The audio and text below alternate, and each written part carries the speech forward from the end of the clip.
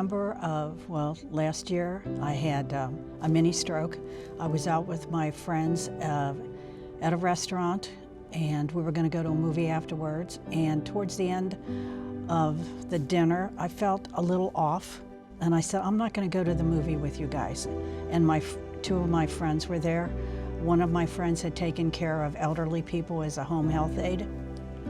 She recognized the signs that I was having a stroke. As I got up to leave the restaurant, I couldn't stand up straight. So we were at Rafferty's, which is literally right across the street from St. E's. So we went over to St. Elizabeth, and the doctor on call said, I think you had a mini stroke. I'm going to keep you overnight. So they kept me overnight, did a bunch of tests. I'm 75, almost 76. I had no idea that I had any heart problems.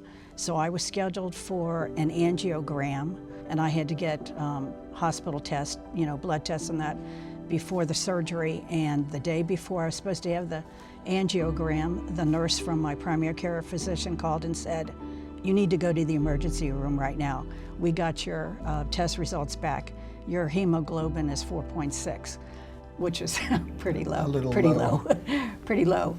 So I drove there, and they checked me in, and I ended up being in the hospital for 5 days. And then in May, Dr. Mario here did my heart valve.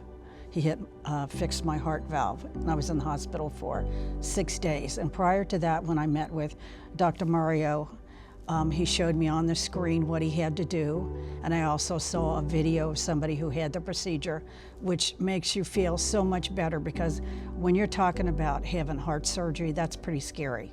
So when you can hear from somebody else what the procedure is like, you can see it on the screen what he needs to do, that just puts your mind at ease. So how was your experience in the intensive care unit?